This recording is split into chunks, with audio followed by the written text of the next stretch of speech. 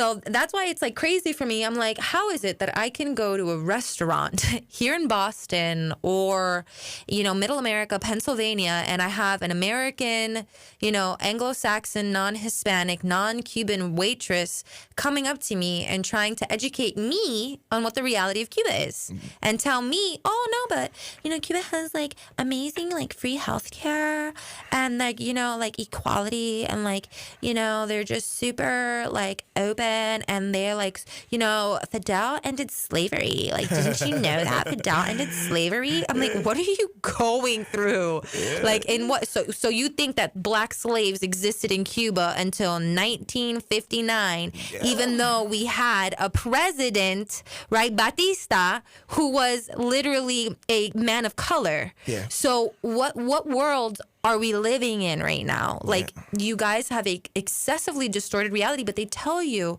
with such conviction, like, but I know what it is. I read somewhere, but I read it, I heard it, I saw it. I went to a club, and they talked to me. I went to my book club, friends, I went to Cuba for a week. I was a tourist there, so I'm the expert now. You come to me for an expert. Wow. Oh yeah, I was there for a week. No, I went to the May Day parade. I went to the May Day parade, and I'm here for workers' rights, even though it's crazy. I always love to tell people, my grandmother was like the union leader prior to the revolution. She was the union leader, the only female union executive for the electric company in Cuba. They were all democratically elected, and they were functioning fabulously until the communists came in and forcibly removed all of the people that were democratically elected labor union leaders, executed 3 of them at the very beginning of the revolution, and completely have made the living wage inside of Cuba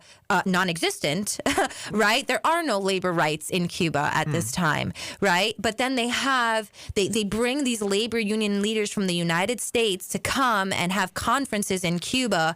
Like, it's just all this crazy circus show, indoctrination theater that blows my mind. And it's all to feed these people's egos. Yeah. But if they decided to ask real questions and like pried into, beyond what the state officials were telling them, there would be problems. And And they don't want to do that because they want to stay with the cool kid crowd. They want to stay with the cool kid commie crowd and just do whatever the state tells them is right when they're there, So it's unfortunate. But we'll continue to say the truth, unapologetically. Yeah. It's scary now because we're living in scary times now. Because look what we went to today. We have people that actually